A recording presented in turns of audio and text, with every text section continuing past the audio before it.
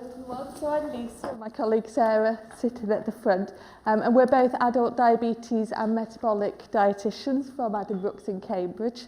So what we wanted to do today was just to share kind of a lot of the experience that we've gained from working in diabetes with working in metabolics as well, and talk to you about the use of continuous glucose monitoring in glycogen storage disorders. So I'd like to thank Nutricia for inviting us to speak today, and this is our disclaimer, as with the other speakers. Okay, so what we wanted to cover today is what is it, why do we actually want to monitor glucose in glycogen storage disorders, and then where might continuous glucose monitoring come in over and above sort of just general fingerstick monitoring. There's a lot of new technology out there, and we see it sort of coming more and more regularly, and there's a lot of better options than there used to be. So we want to just talk to you about what options are now available, and when we have a choice, what should we actually be choosing. And we'll talk a little bit about a couple of case studies as well of patients that we've had. So as you'll all know, glycogen storage disorders, a rare group of disorders characterised by defects in enzymes involved in glycogen metabolism. So in sort of usual metabolism, we have our excess glucose, which is stored as glycogen, and then that's released during periods of fasting or when energy requirements increase. But obviously in the glycogen storage disorders, there is an inability for the body to either store that glycogen appropriately or an inability for it to actually utilise the glucose from the glycogen. And that inability to kind of utilise that can lead to episodes of hypoglycemia if there isn't an adequate dietary glucose intake. So there's lots and lots of different glycogen storage disorders. So the couple of case studies that we'll mention today are based more on the hepatic glycogen storage disorders, as they're the ones that we see more from a diet point of view. And the dietary treatment that we give does vary, but it's that continuous supply of glucose for the patients, and that can include things like overnight tube feeding. Okay, so why do we want to monitor glucose in our patients? We want to try and aim to maintain a normal glucose level. We want to try and avoid hypoglycemia, and we want to give the appropriate dietary management. So we want to make sure they've got that adequate glucose intake, but we also want to avoid excess glucose as well.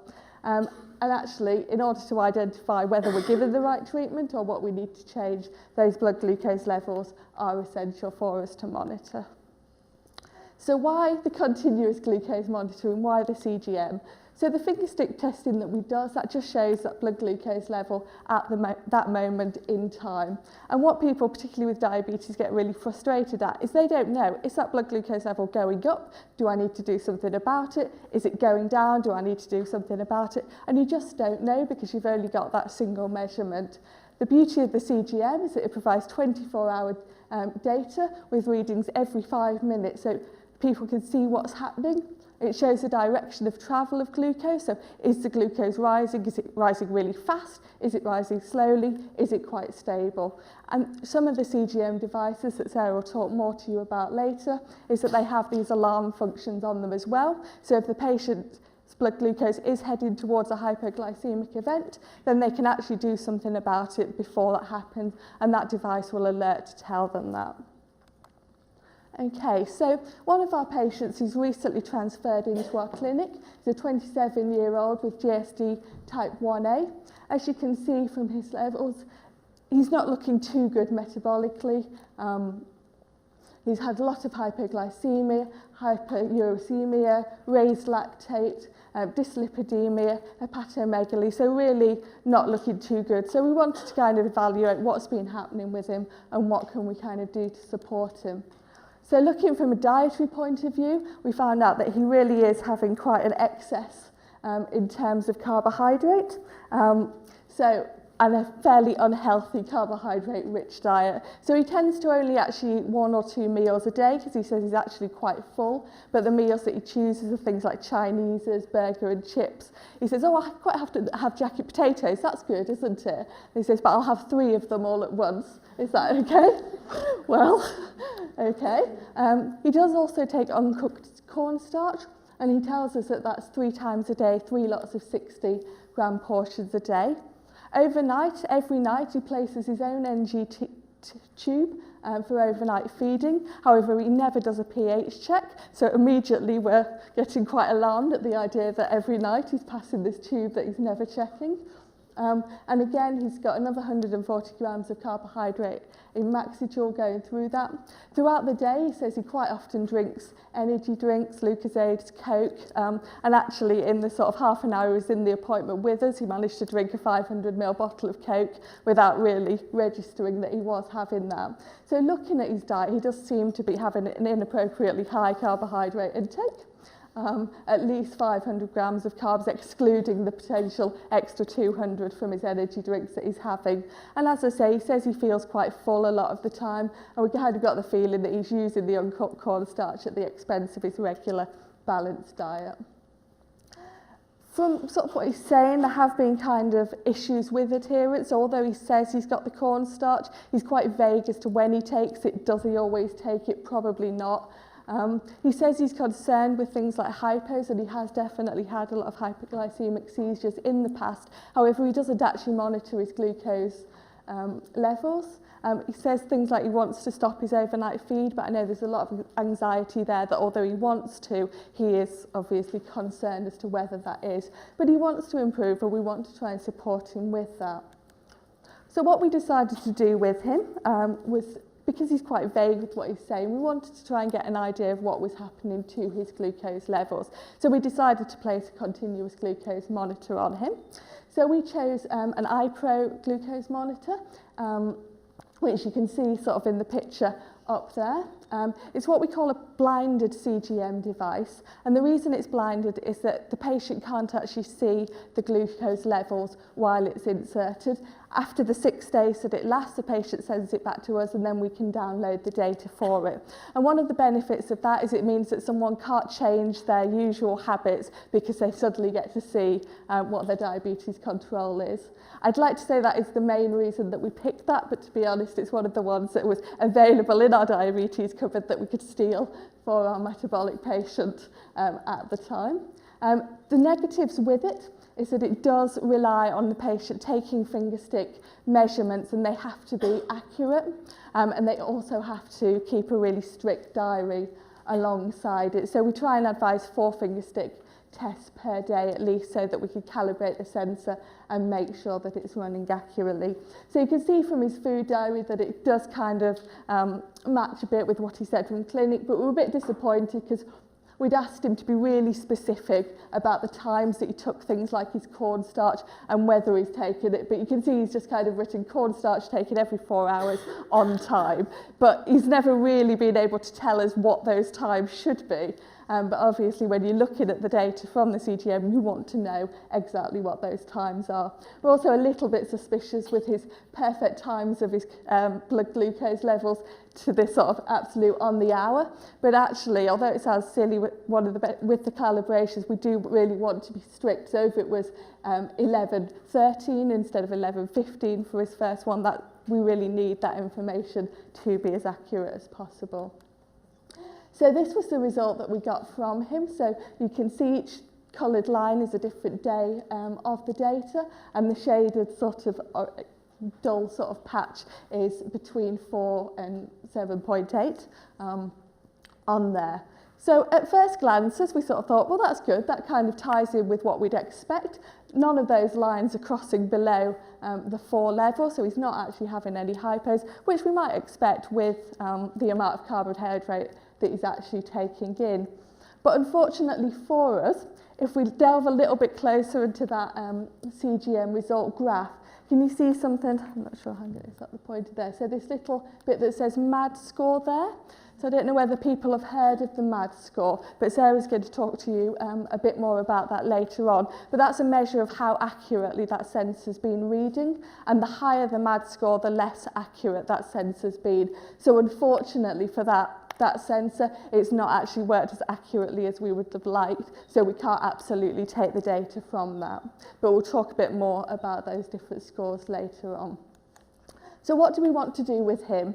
So what we want to do is find out, well, actually, what is his fasting tolerance? Because he's come to us, we don't actually have that background of how long he can actually go without having anything to eat. And then what we want to do is, once we know that, we can then use more CGM on him, but we want to choose one that doesn't rely on him having to do his own finger stick test, because we're just not sure that he was actually doing that accurately. And Sarah will talk about those new options for that we can actually use. And then we want to use the results from that, and alongside using the CGM with the alarms to try and safely kind of wean him down from the intake he's having. And if possible, we'd really like to get him off his overnight feed. So that's him. The next person I'd like to mention is a 57-year-old lady. Again, she's got GSD type 1, and again, sort of metabolically not that well, so hyperlipidemia, fatty liver, anemia. She lives alone and she works as a healthcare assistant, and we've really struggled with her to get her to take finger prick tests across the day and night. And one of the problems with that, and one of the reasons she says, is that she has problems at work, that she doesn't have time, she doesn't have breaks to take her cornstarch and to have her snacks. She likes to work on the bank shifts on the bank, so she gets sent to a different ward each day. And the reason she does that is that she also likes to do night shifts because she gets paid more. But the problem is she then doesn't have a consistent manager that she can share her condition with and explain to them how important it is that she does have time to take her cornstarch or to take some snacks. And also I think she's a little bit reluctant to actually share that information with them. But actually that's a concern, and particularly for us, because when we do get levels from her, she often does have these hypos. So you can see that she took 7 blood glucose levels at 8 o'clock in the morning, and the average was 2.9, so in that hypoglycemic range for all of those. And the bit that makes us more anxious is that she's not actually aware of those hypo events, so she's not feeling it and she's not doing something about it. So again with her we put on an iPro, and this is the diary for her here.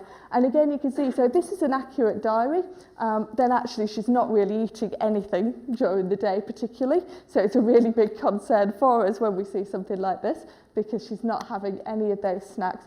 And you can actually see here, she's identified though that she's had a hypo, so that is good because it means that she has had one episode where she's managed to see that she's having a hypo. But then when we look at her continuous glucose trace, actually you can see that out of 3 of the 6 days that she had those on, she was having hypos on those days. So she only identified 1 of those, but she was having a lot more. So that data is really useful for us because we can then see exactly what's going on with her, and we can explain it to her and encourage her to take her cornstarch and snacks as part of that. So with her, kind of thinking about where to go with her from here, we've currently now got a clinical psychologist who's working alongside us, which is great. So we want to have a sort of meeting with her to sort of see how we can best encourage this patient to sort of be able to self-manage her condition better. And we also want to look at whether she'd be appropriate for a full-time CGM device that she could wear all of the time that would alert her to when she is having hypos, and that would hopefully encourage her as well with taking those snacks and the importance of that. So glycogen storage disorder and type 2 diabetes is something that we do see in the clinics. I've had a little look at the literature and there's not a lot of information. There's a couple of case studies on patients with both GSD and type 2 diabetes, but we've got one in our clinic at the moment. And the difficulty, of course, with them is that as well as worrying about the hypoglycemia, we're also worrying a lot about the hyperglycemia. And with that, they have to start on diabetes medications, obviously, to try and combat that rise in blood glucose that they see. But it's really important that that medication is timed absolutely right to try and help with that. So what we think that CGM, again, would be really useful for those patients with allowing us to safely adjust those diabetes medications. So just to finish off my little bit, it's more of a bit of a note about the patients that we get. So we're not sure whether you all experience the same in your clinics, but our patients with GSD tend to be really, really vague. It's very difficult to actually get the right sort of information out of them. And we're not sure whether that's associated with so much hypoglycemia, because we do see it as well in some of our diabetes patients who are more prone to hypos than others. And because we can't get that sort of good information for us, we really feel that there is going to be quite a big role in this new technology in these CGM devices that do alert the patients when they are having those hypos, and whether or not we can kind of utilise that more. So I'll hand you over to Sarah just now. She's going to talk more to you about the different devices that we have available. So yeah, we're very interested about the vagueness because we've been really challenged to get this information out of our group of patients. And the question is, should we follow them around with a GoPro or something to actually get the information that we need? So my job, though, is to talk about continuous glucose monitoring and the components. So I'm sure most of you are aware there are usually 2 or 3 components involved: a sensor, a transmitter, and a receiver, whether it's a standalone, a mobile device, a smartwatch.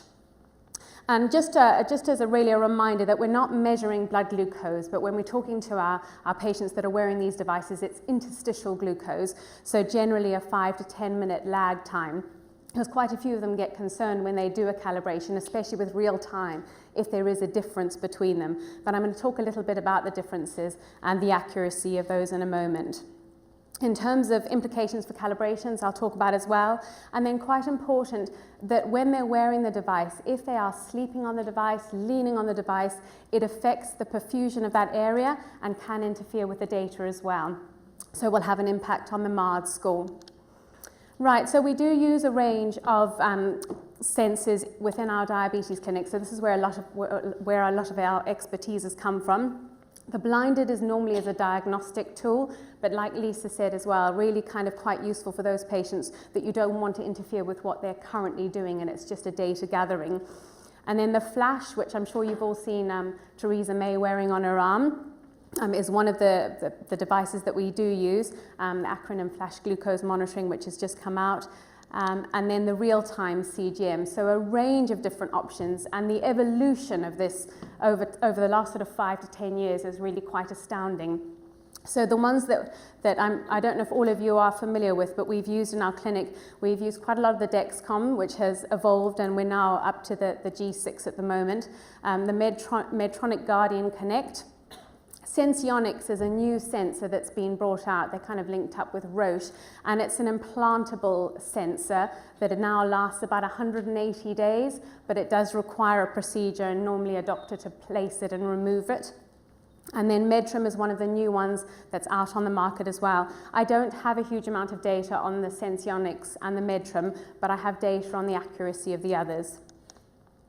So I'm not sure if all of you are familiar with the kind of readouts of what you get with sensor reports, but generally you get the calibrations, so the glucose measurement, and these are of course based on people with diabetes, and then the target range, usually within the side, apologies, it's in milligrams per deciliter, but it gives you an idea of the information that's available. And if you think back to the report that Lisa showed you earlier with the chap that was eating about 500 grams of carbs a day, it's not just about hypoglycemia excursions, it's looking at the hypoglycemia as well. Are we missing periods of the day with people with type 2 diabetes where they're running high and we need to adjust medication as well as diet?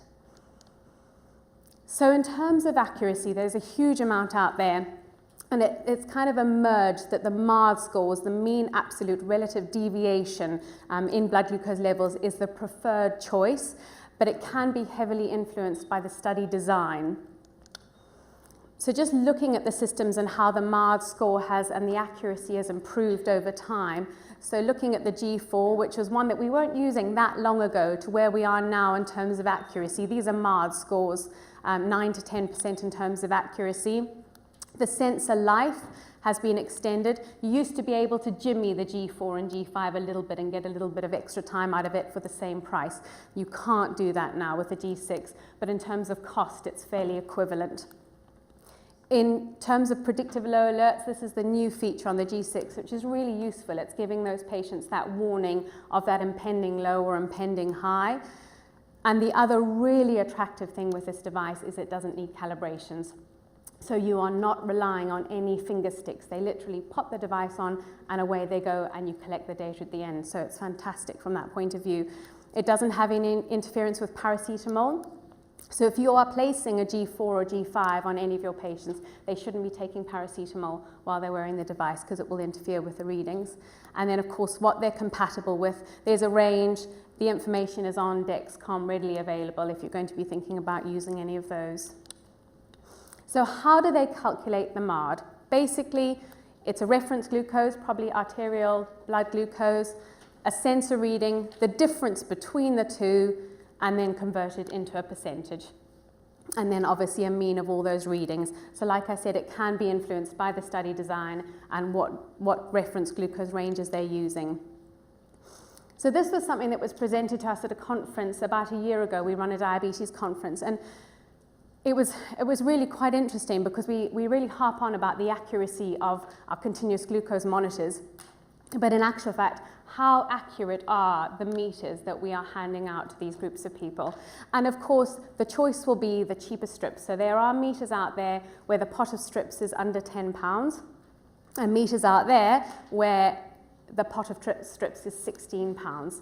And the difference in accuracy is quite remarkable. So overall, in terms of the MARD score, you can see how much, and there are some meters where the strips are much, much cheaper, but in terms of accuracy, you're really kind of losing on that. In terms of the accuracy with so when they're in the hypoglycemia range, that varies quite a lot, and I'll have a look at that in a little bit more detail in a while. But having a think about when you're handing out a meter to these individuals, how accurate is that meter and how much can you rely on those finger sticks?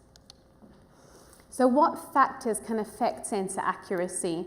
The rate of change, so if someone's blood glucose levels are rising very quickly or falling very quickly, that will have an impact on the MARD score as well.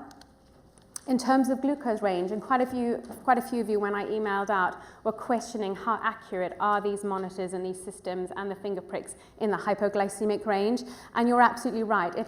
It's got better, but it's still not great. So as blood glucose levels fall, the accuracy and the difference in the readings becomes much greater. In terms of calibrations, and like Lisa's mentioned earlier, calibrations are really important in terms of timing, and especially with the real time. So if they're taking a calibration and they're just about to drink a glass of juice, or they're just about to do some exercise, that change in that blood glucose doesn't give enough time for the sensor to update because of the 10 to 15 minute lag time. And so the calibrations at the right time are really, really critical in terms of accuracy. Having said all of this about accuracy, the promising news is there is improvement over time, and they have got much, much better. And generally, for those of our patients that are wearing the latest Medtronic, which is the Guardian 3 sensor, their readings really should be within 1.1 millimoles of their finger sticks and their sensors, so much better than we've seen with previous monitors. In terms of detection of hypoglycemia, which is, of course, what we're particularly interested in, these are some of the devices that are out there, so the Freestyle Libre, the Dexcom, and then the Medtronic, the Guardian Connect uses the Enlight 2 sensor, so it is due to be updated and upgraded to the G3 sensors, but not yet. And the accuracy is greatly improved. So in terms of detection of hypoglycemia, true detection, you can see that the Dexcom and the Medtronic stand out in comparison to the Libre. In terms of misdetection, there's less misdetection with the Dexcom and the Medtronic, and then much lower in terms of false alerts, and that is particularly what we're interested in. So if you're looking at something that you want to accurately pick up hypoglycemia, you're looking at the Dexcom or the Medtronic sensors. In terms of Libre, which is very attractive because it is so easy to use and so easy to place. So if you're training people at home to do it themselves, it is something that's really easy to do. But the MARD is not as good as the other sensors, and it is not a real time. It is not that ongoing predictive alerts, although you can convert it using a little device called a Meow Meow, but it's not something that we promote all the time. There really is a device out there called a Meow Meow. So in terms of accuracy, thinking about where you're placing it as well, and that sometimes the first day is not as accurate as the next ones. So I put this in there just because I think it's useful in terms of costs, because I really struggle to get to grips with, cost and how much they all are. So this is just there as a matter of interest to you. And in terms of kind of our top tips, The placement, we've had quite a bit of training for a new pump that's on the market at the moment that's linked up with CGM, and they harp on a lot about placement, so and making sure that it is properly secured. So there's a lot of tape that comes with it. If it's knocked or jolted, or if there's a lot of blood, it is going to affect the accuracy of the sensor. The site as well, making sure that it is on a site that has been tested and approved. Again, if you're choosing real-time monitoring, really spending time with the calibrations, and of course with Dexcom, if you choose Dexcom, you don't need to do that, which is a real bonus. And what we haven't really found a solution to is getting to grips with records, because on its own, even a Dexcom printout on its own is not going to give us as much as we would like to have without an accurate diary or some kind of feedback. So if you guys have any clever ideas, I really have thought about attaching a GoPro to them as well, or something so that I can record everything that goes into their mouth. But I haven't quite found a solution yet, and I don't think that would pass ethics. But those are the kind of things to think about.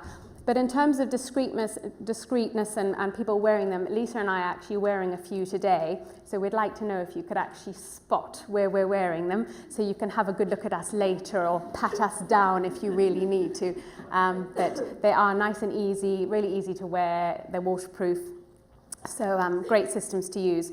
So I think we're particularly interested in this area. I think it helps working in diabetes, but we're really keen to try and get our CGM up and running. So we've applied to our charities at Addenbrooke's and are trying to get our hands on a Dexcom.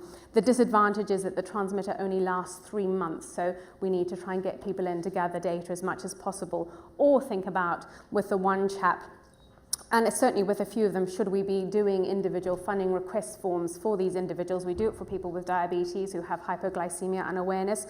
Does this lady have hypoglycemia unawareness? She does not drive, thankfully, but should this be something that maybe, is this the way with technology in the future with managing some of these people? And that's it. Thank you.